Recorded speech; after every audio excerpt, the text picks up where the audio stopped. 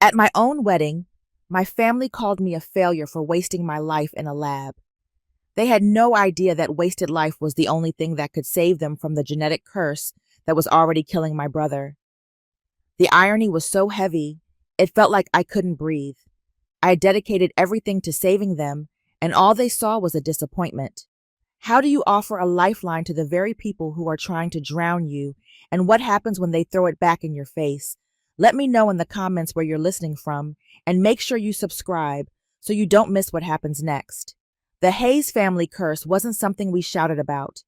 It was a quiet secret, a ghost that sat at our dinner table and was passed down more reliably than our family name. It didn't arrive like a storm. It seeped in like a fog, starting in the hands with a slight tremble that my grandfather would try to hide by clenching his fists. Then it would creep into the legs, turning a confident walk into a careful shuffle. Finally, it would cloud the mind, stealing memories and words until only a hollowed-out shell of the person remained. I was 7 when I first noticed the lie. Grandfather dropped his fork at dinner for the third time, the metallic clatter echoing in the silent room. He laughed it off, a forced, brittle sound, and blamed it on a long day. I watched my mother Eleanor quickly pick it up for him, her smile tight and painful.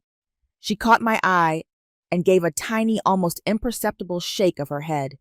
The unspoken rule was clear. We do not see what is right in front of us. My mother had a different name for the disease. She called it the Hayes family cross. Our burden to bear, she would say to the ladies at her church group, her voice filled with a tragic sort of pride. She found solace in prayer and the idea that our suffering had a divine purpose. The air in our home grew thick with unspoken grief and the cloying scent of holy water. She believed faith was the only medicine we needed. My father was different. He fought it. When the fog began to seep into him in his late 40s, he refused to call it a cross to bear. He called it a thief. He tried every new diet, every experimental vitamin, every holistic remedy he could find online. He filled our home not with prayer, but with the quiet rage of a man trying to outrun his own shadow. But the fog always won. I remember the day he sat in his armchair, staring at the family photo on the mantelpiece, and asked my mother who the little girl with the brown hair was. That little girl was me. The last time he tried to say my name, Genevieve, it came out as a slur of sounds, a ghost of a word. He died 6 months later. That was the day I stopped believing in crosses to bear. Crosses were made of wood. What was inside us was made of code, a broken, twisted string of genetic code. And code, I reasoned with, a child's simple, desperate logic could be rewritten. While my mother prayed for acceptance, I began to study biology. While she lit candles at church, I lit the Bunsen burner in my high school chemistry lab. I remember asking her once why we didn't just see a different doctor, a specialist. She looked at me. Her eyes filled with a sad, resolute pity, and told me that some things are in God's hands, not man's. It wasn't a comfort. It was a cage. And I knew with every fiber of my being that I would spend the rest of my life trying to find the key. The decision wasn't a rebellion, not in the loud, door-slamming way. It was a quiet declaration of war against the fog. I announced it at the dinner table on a Sunday, the air already heavy with the week's unspoken grief. I told my mother I had been accepted into the genetics program at Johns Hopkins. For a moment, there was only the sound of the refrigerator humming in the kitchen. My mother Eleanor carefully placed her fork and knife on her plate, perfectly aligned. Her voice, when it came, was soft-laced with a familiar and profound disappointment. Genevieve, some things are not for us to understand, let alone fix. She looked at me not as a daughter with ambition, but as a soul in peril. To her, this wasn't science. It was sacrilege. She told me I was trying to play God, to meddle with a divine plan that was meant to teach us humility and faith. My brother Leo, however, found his weapon not in scripture, but in sarcasm. He let out a short, bitter laugh. He was the one who coined the name that would stick to me for the next decade. The lab rat. So that's the plan then, he'd say loudly at family gatherings. You're going to waste your life in some sterile room staring at slides while the rest of us actually live. It was his way of reducing my entire life's mission into a single sterile image, a creature in a cage running on a wheel going nowhere. He couldn't see the passion. He couldn't see the purpose. All he saw was an escape, a betrayal of the family's shared suffering. If he had to face the possibility of the fog, then I should have to sit there and face it with him, not run off to try and dispel it. That became the new rhythm of our family. My mother's quiet prayers for my soul and my brother's loud jokes about my supposed failure to live a normal life. They were two sides of the same coin, a currency of disapproval that paid for my education in solitude. Every phone call home was a fresh reminder. My mother would ask if I was going to church. Leo would ask if I had made any friends yet, or if I only talked to microbes. They never once asked about my work. They never asked about the code I was trying to crack. To them, my laboratory was not a place of hope. It was the place I had gone to abandon them. The more I retreated into the world of genomes and protein folding, the more they cemented the narrative. I wasn't their Genevieve anymore. I was the family's resident lab rat, lost in a maze of my own making, and they had no intention of trying to find me. My lab on the third floor of the biosciences building wasn't a place of quiet contemplation. It was a battleground, and the enemy was invisible. The only sounds were the constant low hum of the cryogenic freezers and the soft clicking of my keyboard as I mapped out another dead-end gene sequence. My world shrank to the 18 inches between my eyes and the monitor, a universe of data points and protein models that refused to cooperate. For years, this was my life. I measured my days in failed experiments and my nights in grant applications. The financial pressure was a constant weight. I lived on a shoestring budget, pouring any extra money I had into secondhand equipment. More than once, I slept on a worn-out cot in the corner of the lab because I was too exhausted or too close to a breakthrough to go home. The sterile scent of isopropyl alcohol became more familiar to me than the smell of my own apartment. I didn't see it as a sacrifice. I saw it as a necessity. Every hour I wasted was an hour the fog could gain on someone else, on my own brother. My isolation was almost total. The few friends I had from college eventually stopped calling, tired of my polite refusals to go out. My life was a closed loop. Lab, cot, coffee, lab. Once, after a particularly grueling 72-hour stretch, I finally isolated a marker, a tiny genetic flag that was present in my father's DNA sample, but not in my mother's. It wasn't the cure, not even close, but it was a concrete step, a single foothold on a sheer cliff face. Filled with a rare sense of accomplishment, I called home. I tried to explain it in the simplest terms. I told my mother I found something, a little piece of the puzzle. Her response was a sigh. "Oh, Genevieve," she said, her voice weary. "We are praying for you. I hope you find some peace from all this searching." It wasn't a congratulations. It was a dismissal. A gentle pat on the head for a child obsessed with a futile game. Then she passed the phone to Leo. I could hear the television blaring in the background. I told him the news, my voice still holding a fragile flicker of excitement. "I found the marker, Leo. The one from Dad." His reply was a dry, humorless chuckle. "That's great, Jenna. Let me know when you cure cancer. Then maybe I will be impressed." Then he said he had to go. The game was on. The line went dead. I stood there in the silent, empty lab, the phone still pressed to my ear. He didn't understand. They didn't want to understand. I wasn't searching for peace. I was forging a weapon.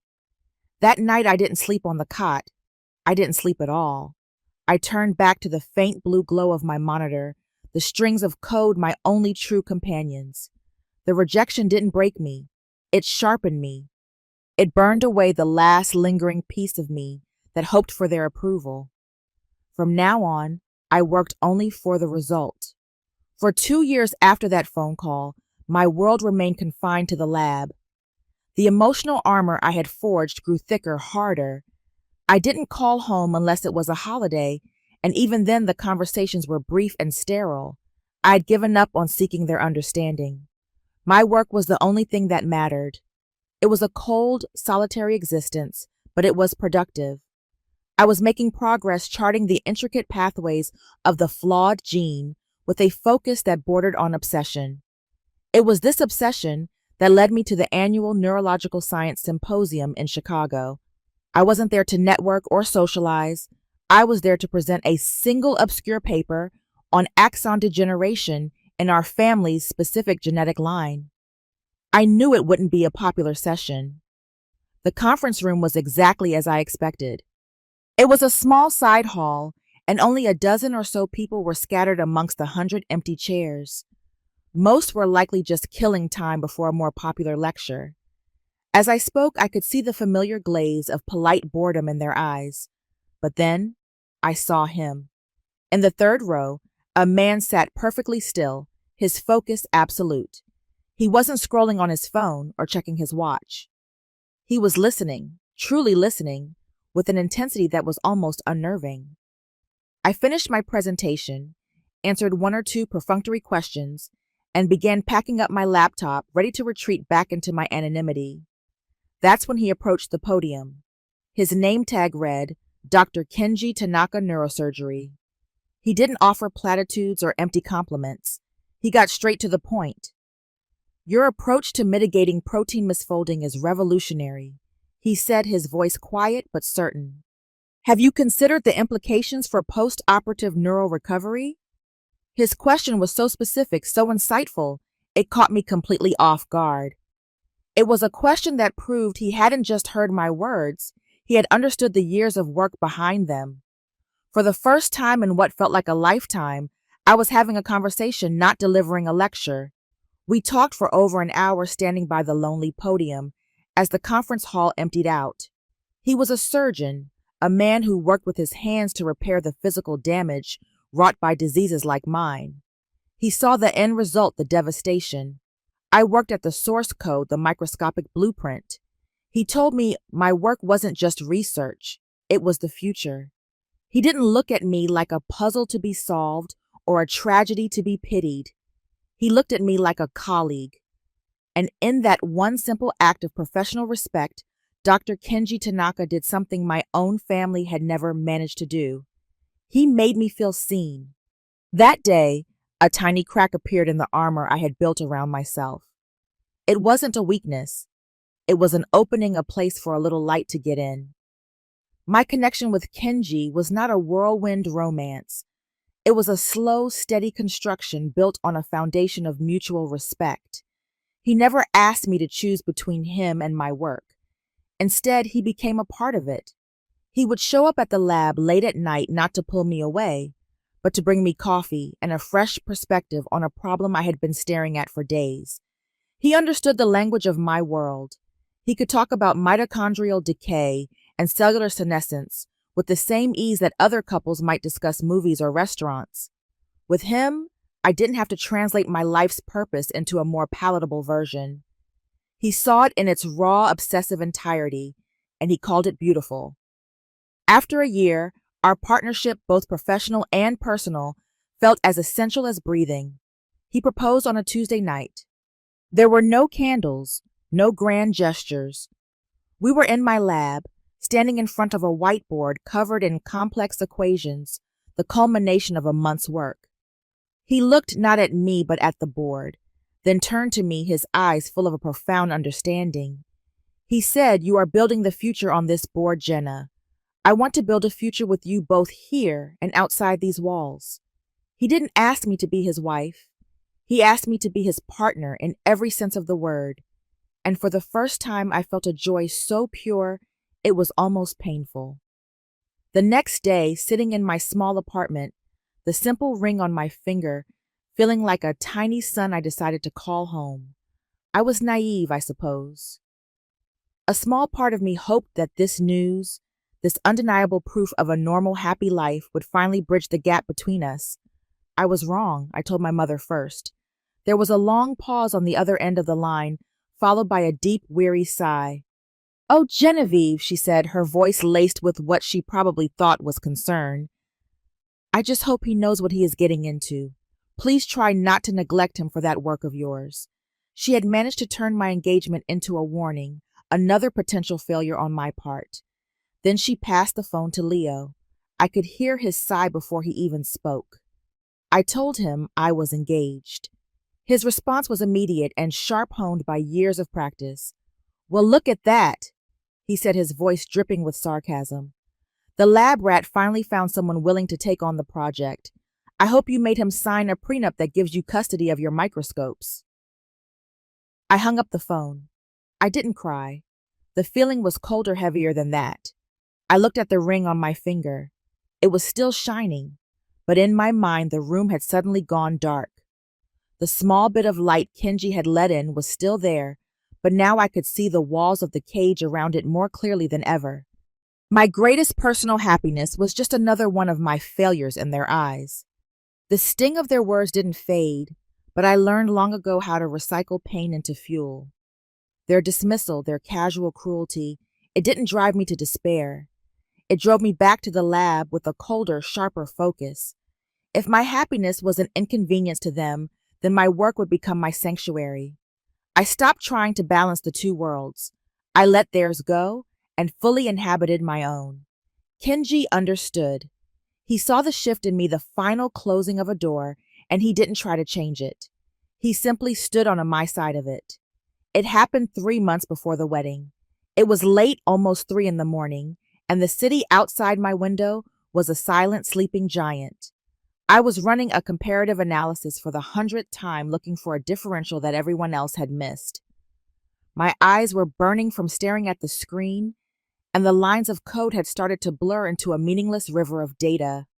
I was about to give up, to finally surrender to the cot in the corner, when I saw it. It wasn't a sudden flash of lightning. It was quieter, more profound. It was like staring at a complex tapestry for years, and then suddenly seeing how a single, almost invisible thread connected everything. A viral vector I had previously discarded, when paired with a specific enzyme inhibitor, didn't just slow the genetic degradation, it stopped it. And in a few of the cell cultures, it even appeared to reverse it. It was a key I had been carving for more than a decade, and it had finally turned in the lock. I didn't shout. I didn't even breathe. I picked up the phone and called Kenji. All I said was, "I think I have it." He was at the lab in 20 minutes. I walked him through the data, my voice steady, almost clinical, but my hands were shaking. He didn't speak. He just watched, his surgeon's eyes tracing every data point, every graph. When I finished, he looked from the screen to me, and his own eyes were shining. He didn't hug me. He didn't celebrate. He just took my shaking hand in his and said, "You did it, Jenna.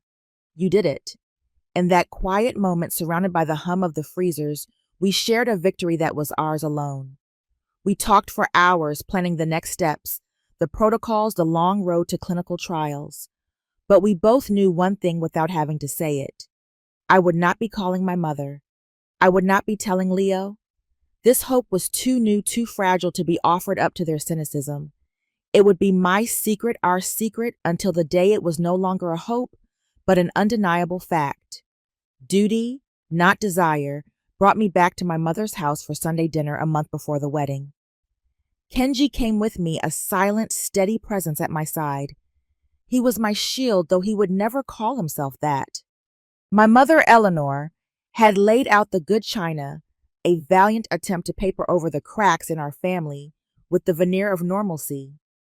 She directed polite, meaningless questions at Kenji about his hospital, her voice fluttering around the edges of any real conversation. Leo sat opposite me, a storm cloud in a button-down shirt. He'd been sullen and quiet, poking at his food, his resentment a palpable force in the room. I was explaining a minor detail about our wedding venue when it happened. Leo reached across the table for the salt shaker. My eyes, trained to spot the smallest anomaly on a cellular level, caught it instantly. It was a slight, almost imperceptible vibration in his index finger and thumb as they closed around the shaker. It wasn't a nervous twitch. It was deeper, a faint rhythmic tremor. The fog. It was here. It was starting. He must have felt me watching because his eyes shot up and met mine.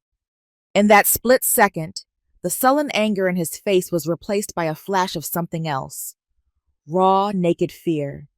It was a look I had seen only once before in my father's eyes years ago. He snatched his hand back as if the salt shaker were red hot, dropping it with a clatter onto the tablecloth. He quickly tucked his hand under the table out of sight. The moment was broken by Kenji, who calmly picked up the shaker and continued the conversation as if nothing had happened. But the mask had slipped. Leo knew that I had seen, and his fear, having nowhere else to go, curdled instantly into aggression. He turned his glare on Kenji. "So, Kenji, you ready to spend the rest of your life married to a lab coat I hear the new fall fashion line for test tubes is really something. You ever actually see her in normal clothes? Or does she wear a hazmat suit to bed?" My mother gasped, a faint sound of disapproval, but she said nothing to stop him. Kenji didn't rise to the bait. He just looked at Leo with his calm surgeon's eyes. But I wasn't looking at Kenji. I was looking at my brother, and it wasn't his voice I heard. It was the fog. The disease was already starting to speak through him, using his fear and resentment as its mouthpiece. It was using his cruelty to hide its own insidious arrival. The secret I held the data stored on my server back at the lab. It was no longer just a scientific achievement. It was an antidote for the poison that was already coursing through my brother's veins and through his words. The race wasn't against time anymore. It was against him. The dinner with my family solidified a chilling reality. The clock was ticking not just for my research, but for my brother. The secret breakthrough I held felt heavier now, charged with a desperate urgency. While the science was promising, moving from a petri dish to a human trial required two things I didn't have: time and a massive amount of money. The path forward was a mountain of bureaucracy and financial hurdles, and at the top of that mountain was the National Institutes of Health, the NIH. Their approval and funding were the gatekeepers to any real progress. Kenji, ever the pragmatist, saw the immediate roadblocks. He knew the NIH was notoriously slow, buried in process and politics. Waiting for them could take years Leo might not have. So he did what he always did. He acted. Without telling me, at first he went before his hospital's board of directors. He wasn't just a surgeon there. He was one of their most respected and valuable assets. He laid out my research not as a speculative gamble, but as a groundbreaking new frontier in neurogenetics. He didn't just ask for their support. He leveraged his own reputation, essentially co-signing my life's work. The hospital board agreed to provide initial seed funding. It wasn't enough to run a full clinical trial, but it was enough to keep the lights on, to refine the viral vector, and to gather the overwhelming amount of data the NIH would demand. Kenji's faith in me had bought us time. It was a lifeline, a concrete show of support that stood in stark, painful contrast to my own family's indifference. He was building bridges for me while my family was still busy trying to burn them. Meanwhile, the official application to the NIH sat in a digital purgatory. It was a document hundreds of pages long, the culmination of over a decade of my life distilled into charts, graphs, and projections. I had submitted it months ago. Every morning I would log into the portal, my heart pounding a little faster, only to be met with the same sterile, infuriating phrase: "Status under review." The silence from the NIH was a different kind of fog. It was a bureaucratic fog, thick with indifference and process. Each day without a response felt like a personal failure. Was my data not compelling enough? Was there a flaw in my methodology? They had found. The weight of it was immense. I was fighting a war on two fronts. At home, I faced the emotional neglect and outright hostility of my family.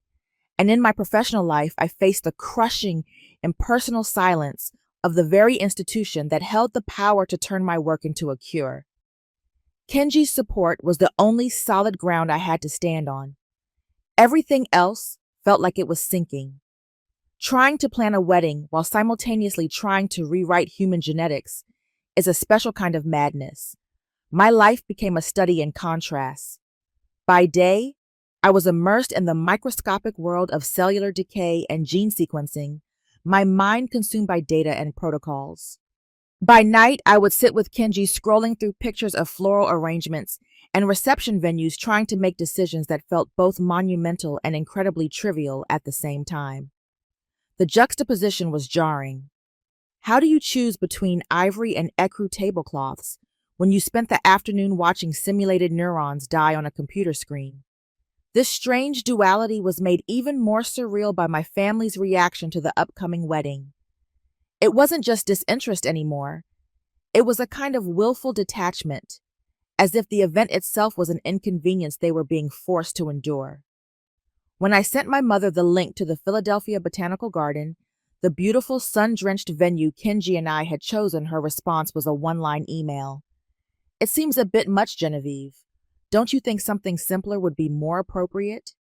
There was no joy, no excitement, just a quiet maternal judgment that suggested my happiness was somehow too loud, too ostentatious for a family accustomed to the quiet dignity of suffering. Leo's reaction was more direct. I had called to ask him if he would consider being a groomsman. It was a foolish, hopeful gesture, an olive branch I probably shouldn't have extended. His laugh was sharp and immediate. "Me, in a monkey suit watching you two play scientist at the altar? No thanks, Jenna. I will be there," he said, his voice laced with the tone of someone accepting a court summons. "But I'm just showing up. Don't expect me to be a part of the show." Each interaction was like a small paper cut, insignificant on its own, but together they left a deep, stinging ache. My wedding, a day that was supposed to be a celebration of love and partnership, was being framed by my own family as just another one of my strange, self-indulgent projects. They couldn't see the love because they had already decided I was incapable of it. They couldn't see the joy because they had already decided my life was a tragedy. Kenji saw the toll it was taking on me, the way my shoulders would tense up after a phone call with my mother, the way a dark cloud would settle over me after an email from Leo. He never told me to cut them off. He never criticized them. He would just wrap his arms around me and say, "I see you, Jenna. I see all of it." His quiet validation was the only thing that kept me anchored. I was caught between two powerful currents, the thrilling, hopeful future my work promised, and the heavy, relentless pull of a past I couldn't seem to escape. And my wedding day was shaping up to be the place where those two currents would finally collide. The week before the wedding was a blur of final preparations and simmering tension. My mother sent a check for a fraction of the catering cost, enclosed in a card with no personal message, just her signature. It felt less like a gift and more like a transaction, a settling of a familial obligation. Leo didn't respond to my texts about logistics at all. The silence from my family was as carefully constructed as the seating chart Kenji and I were trying to finalize. They would be present in body but not in spirit. I accepted it with a weary resignation. My focus remained split between the wedding and the silent, unmoving status of my NIH application. Then, on Thursday afternoon, 2 days before I was supposed to walk down the aisle, Kenji came home from the hospital earlier than usual. There was a look on his face I had never seen before, a mixture of profound relief and an almost electric excitement. He didn't say anything at first. He just walked over to me, took my hands in his, and held them for a long moment. "I have been keeping something from you," he said, his voice low and steady. "I didn't want to tell you until I was sure. I didn't want to give you false hope." My heart started to beat a little faster. I thought he was talking about the wedding, about some last-minute crisis with the venue or the vendors. He continued, "My application to the NIH, the one you submitted. It wasn't just sitting in a digital pile. I knew the process was too slow, too uncertain. So I used a back channel, a contact from my residency days, who now sits on one of the review boards in Geneva. I sent him your data directly. I asked him as a personal favor to put your research in front of the right people who could understand its significance without the red tape." I stared at him, speechless. He had gone around the entire system for me. He finally broke into a wide smile. "He just called me back Jenna an hour ago. He said it's the most significant work he has seen in his entire career. He's taking it to the full board of the Global Genetics Foundation next month. But he also said something else. He said he was personally calling a colleague a man named Alistair Finch. I knew the name. Finch was more than a doctor. He was a legend, the head of the foundation. Kenji's eyes were shining now. He said Finch had a habit of showing up unannounced when he found something or someone he believed in. He squeezed my hands. I don't know what will happen or when, but something is happening, Jenna. The world is starting to see you. Then he smiled again, a soft, almost secretive smile. And I have one more surprise. I took the liberty of making a small addition to the guest list. I think you'll approve. He wouldn't tell me who it was. He just said to trust him. And in that moment, I did. A seed of hope, wild and unexpected, began to sprout in the barren ground of my anxiety. A storm was coming. I could feel it. But for the first time, I wasn't sure if it was a storm of destruction or a storm of change. The morning of my wedding arrived, not with a joyful sunrise, but with the cold, sterile glow of my phone screen. I had woken up early, my mind a tangle of nerves, and the quiet, persistent hope Kenji had planted 2 days earlier. As I lay in the quiet hotel room, the phone buzzed on the nightstand.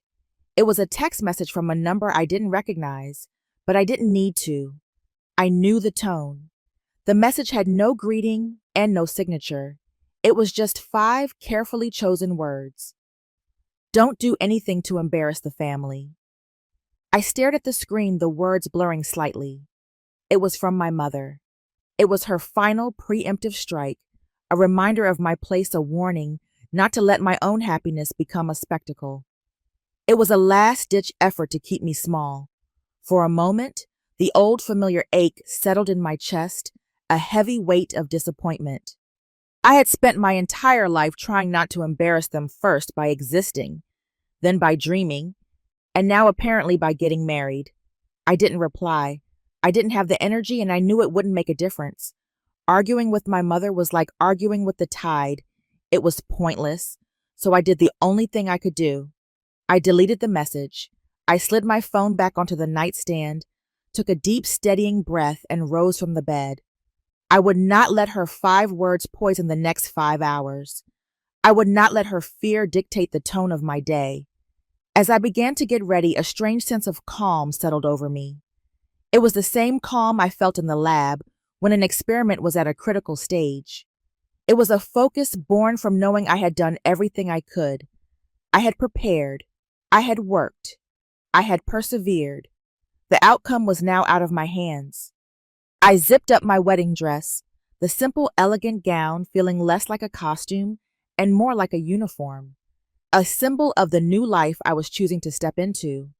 I looked at my reflection in the mirror, not as a daughter, not as a scientist, but simply as Jenna, a woman on the verge of a future she had built for herself piece by painstaking piece.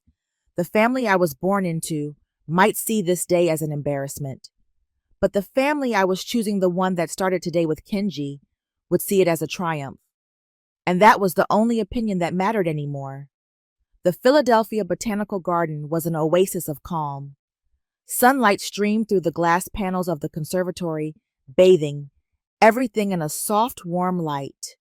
The air smelled of damp earth orchids and the faint, sweet perfume of blooming jasmine.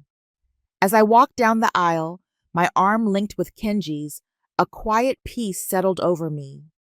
Our guests were a blend of 2 worlds. On one side were Kenji's colleagues, respected doctors and hospital administrators, their faces warm and smiling.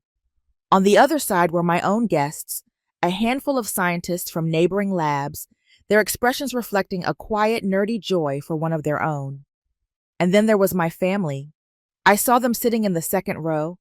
My mother, Eleanor, sat ramrod straight, her hands clasped tightly in her lap, a polite, vacant smile fixed on her face. It was the same smile she wore at funerals. Beside her, Leo slouched in his chair, his eyes scanning the crowd with a bored, dismissive air. He looked utterly out of place, a thundercloud in a garden. They were not watching a daughter and sister get married. They were observing a strange ritual they didn't understand and fundamentally disapproved of. But when I looked at Kenji, their presence faded into the background. He stood waiting for me, not with the nervous energy of a groom, but with the steady, reassuring calm that had become my anchor. The ceremony was short, simple, and deeply personal. We didn't use traditional vows. We wrote our own. Kenji spoke first, his voice clear and resonant in the quiet conservatory. He spoke not of my beauty, but of my brilliance. He talked about my resilience, my unwavering dedication to a truth that others couldn't see. He promised to be my partner not just in life, but in the lab, to champion my work and to always see the extraordinary woman behind the science. When it was my turn, I looked directly into his eyes. I spoke of his kindness, of his profound ability to see me when I felt invisible. I promised to honor the partnership we had built, to face every challenge, both genetic and personal, by his side. It wasn't a promise of fairy tale romance.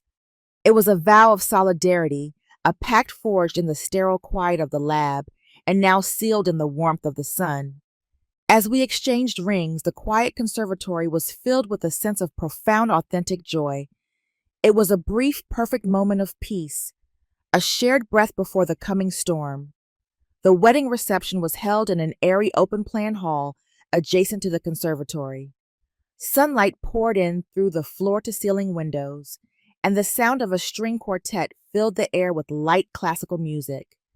Laughter and conversation buzzed around us as Kenji and I moved from table to table, accepting congratulations and warm wishes. For a little while, I allowed myself to simply exist in the moment, to feel the uncomplicated joy of it all. It felt normal, and for me, normal was a luxury, but normalcy has a way of evaporating when my family is near. I knew I couldn't avoid their table forever. As Kenji and I approached, I could feel a subtle shift in the atmosphere, like a drop in barometric pressure before a storm. My mother was speaking to a distant cousin, her voice a low, confidential murmur. I caught a snippet of her conversation as we drew closer. "I just pray she finds balance," she was saying, her tone dripping with feigned concern. "This science thing, it's an obsession. It's not healthy for a marriage." I pretended I didn't hear, plastering a smile on my face. But it was Leo who delivered the final public blow. He was leaning back in his chair, a glass of champagne held loosely in his hand, a smirk playing on his lips. As a few of Kenji's colleagues passed by our table, Leo raised his voice just enough to be heard over the music. He looked directly at them, then gestured toward me with his glass. "It's a bold move marrying a lab rat, isn't it?" he said, his voice carrying a deliberate, mocking tone. "You have to wonder what the attraction is. Maybe he has a thing for Bunsen burners." A few of the doctors looked uncomfortable, not sure how to react. The cousin my mother was speaking to let out a nervous titter. Leo's words hung in the air, a drop of poison in a glass of champagne. He hadn't just insulted me. He had done it publicly in front of my husband's peers, turning my life's work into a cheap, vulgar joke. He was trying to mark his territory, to define me in front of this new world as the same failure he saw at home. I felt a familiar coldness spread through my chest. The joy of the last hour vanished, replaced by the weary resignation of a battle I thought I had already finished fighting. The peace was over.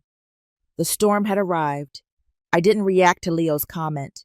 Years of practice had taught me that reacting was a form of surrender. I just stood there, my smile frozen in place, a mask of serene indifference. But Kenji, my husband, my partner, he didn't even flinch. He simply let the moment of awkward silence hang in the air for a beat longer than was comfortable. Then he tapped his glass gently with a fork. The clear, ringing sound cut through the low hum of conversation. The room quieted down, expecting the traditional groom's speech. Kenji stood, his posture relaxed but commanding. He smiled, a warm, genuine smile that didn't quite reach his eyes. His eyes were fixed on my family's table. "Thank you all for being here," he began, his voice calm and steady. "Everyone says that on their wedding day, they learn something new about their partner. Today, I didn't learn something new, But I was reminded of something I have always known. My wife, Genevieve, is the most resilient and brilliant person I have ever met. He paused, letting the words settle. My mother looked down at her plate. Leo took a defiant sip of his champagne. Kenji continued. Some of you have heard my wife's family affectionately refer to her as a lab rat. They see her dedication as a strange obsession, her work as a waste of time. And in a way, they're right. She has wasted time. She's wasted years, nights, weekends, and holidays in that lab, not for fame, not for money, but to change a fate that her own family had accepted as God's will. So instead of a normal wedding gift, I wanted to give her something that honors that wasted time. The room was completely silent now. Every eye was on him. So, ladies and gentlemen, he said, his voice rising slightly, it is my profound honor to introduce a very special unannounced guest who flew in from Geneva just for this occasion. Please join me in welcoming the director of the Global Genetics Foundation, a living legend in our field, Dr. Alistair Finch. A gasp rippled through the room. The doctors and scientists on Kenji's side of the hall sat up straighter, their faces a mixture of disbelief and awe. The name Alistair Finch was like a thunderclap in the world of medical research. A distinguished older man with a calm, authoritative presence stood up from a table near the front, a table I hadn't even noticed before, and walked toward the small stage where the string quartet had been playing. He took a microphone from the stand, his movements deliberate and sure. The air was thick with anticipation. My mother looked utterly bewildered. Leo's smirk had finally vanished, replaced by a look of pure, dumbfounded confusion. I stood there, rooted to the spot, my heart hammering against my ribs. The surprised guest Kenji had mentioned. It was him. It was real. The ground beneath my family's feet was beginning to crumble, and they didn't even know it yet. Dr. Finch adjusted the microphone, his calm gaze sweeping over the silent room before settling on me. Thank you, Kenji, he said, his voice a rich academic baritone. I won't take up much of your time. I am here for a very specific reason. 2 days ago, my foundation's board of directors held an extraordinary session. We voted unanimously to award this year's Pioneer Prize, an award given only once a decade to the scientist whose work represents the most significant breakthrough in their field. The prize comes with a research grant of $5 million. A collective intake of breath swept through the hall. $5 million. The number hung in the air, incomprehensible. My mother's hand flew to her mouth. Leo's face was ashen. Dr. Finch continued, his eyes still locked on mine. The recipient of this decade's Pioneer Prize is being honored for developing the world's first viable gene therapy for a degenerative neurological disorder previously thought to be incurable, a therapy that will save countless lives in the years to come. The winner is your bride, Dr. Genevieve Hayes. He held up a heavy gold medallion that glinted in the sunlight. Applause erupted, a tidal wave of sound, genuine and thunderous. The doctors and scientists were on their feet, their faces alight with pure admiration. Kenji pulled me into his arms. Dr. Finch motioned for me to join him on the stage, and as I walked my legs unsteady, he spoke again. To honor her singular achievement, the disease this therapy will eradicate will from this day forward be known in all medical literature by a new name. The Hayes Therapy.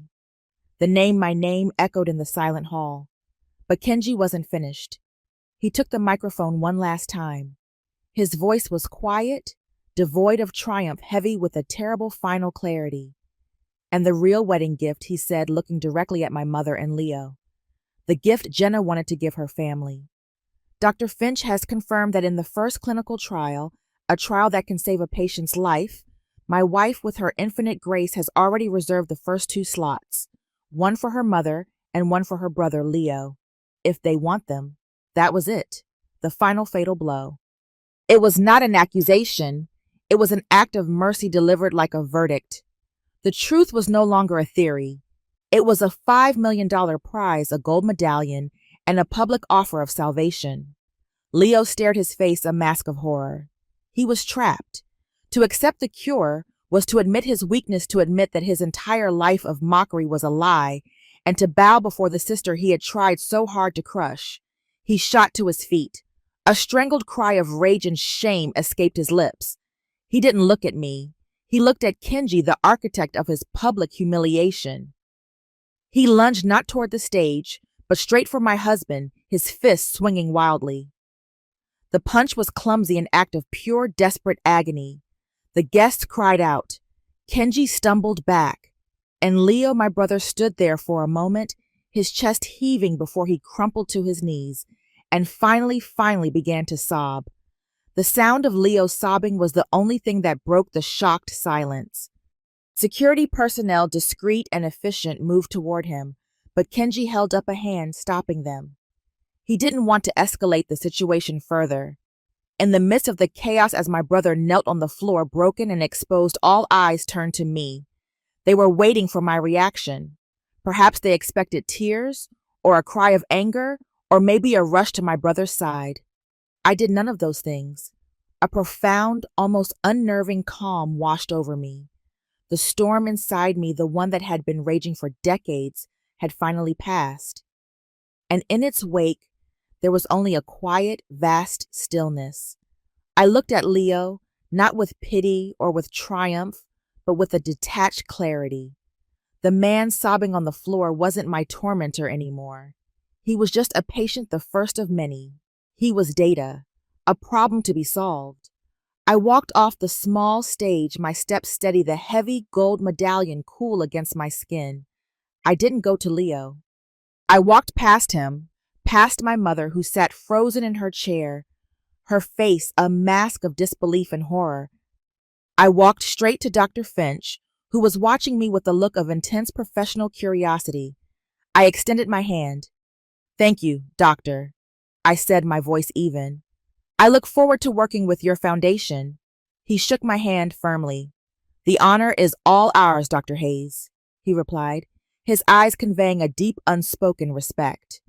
It was a simple exchange, but it was a pivot. It shifted the focus of the entire room away from the family drama and back to what truly mattered: the science, the future. It was a declaration that my life would no longer be defined by their dysfunction. After that, the reception unraveled in ripples of quiet respect. The string quartet did not resume playing. Instead, guests came up to me not to offer condolences for the scene they had just witnessed, but to offer heartfelt congratulations. They didn't talk about my brother. They talked about my work. They asked about the therapy. They treated me not as a bride in a ruined wedding, but as the scientist who had just changed the world. Kenji stood by my side, a silent, unwavering pillar of support. He never once said, "I told you so." He didn't have to. His actions had already spoken louder than any words ever could. I had walked into that room as Genevieve the lab rat. I would walk out as Dr. Hayes, the architect of a cure. The wedding was ruined, perhaps, but my vindication was absolute. The wedding ended not with a celebratory toast, but with the quiet departure of guests who spoke in hushed, respectful tones. My mother left without a word, guided out by a cousin, her face pale and unreadable. Leo was escorted out by Kenji's brother, his sobs having subsided into a silent, shuddering exhaustion. There was no grand confrontation, no screaming match. The truth had been laid so bare that there was nothing left to say. The aftermath was not loud, it was hollow. 3 weeks later, I stood on the other side of a sterile glass wall watching a nurse administer the first infusion. On the bed inside the treatment room lay my brother. Leo had agreed to the therapy. There was no formal apology, no tearful phone call. The request came through Kenji, a quiet one-sentence message from my mother asking for the clinical trial information. It was an admission of defeat disguised as a logistical inquiry. They didn't ask for forgiveness. They asked for the cure. And I gave it to them because my work was never about them. It was about the disease. The first time I went to visit him in the hospital room, the air was thick with an unspoken tension. He sat propped up in bed, looking smaller and more fragile than I had ever seen him. The arrogant smirk was gone, replaced by a deep, weary apprehension. He wouldn't meet my eyes. He just stared at the IV bag, watching the clear liquid, my life's work drip slowly into his veins. I didn't know what to say. What do you say to the person who spent years mocking your efforts only to become the first beneficiary of them? Do you demand an apology? Do you offer comfort? I chose to say nothing. I simply pulled up a chair and sat down beside his bed. We sat in silence for nearly 20 minutes. It wasn't the angry, resentful silence of our family dinners. It was a different kind of quiet. It was heavy with the weight of everything that had happened, but it wasn't hostile. It was the silence of a landscape after a devastating storm, scarred and altered, but finally still. Finally, his voice, when it came, was raspy, barely a whisper. He didn't look at me. He kept his eyes fixed on the IV drip. "Does it hurt?" he asked. It wasn't a question about the needle or the medicine. It was a bigger question, one that encompassed everything. "No," I replied, my voice just as quiet. "It doesn't hurt. It just works." He nodded slowly, a single jerky motion. He still didn't look at me. But as I sat there, I realized something profound. The silence between us for the first time in our entire lives was not a weapon. It wasn't a wall built of resentment and unspoken anger.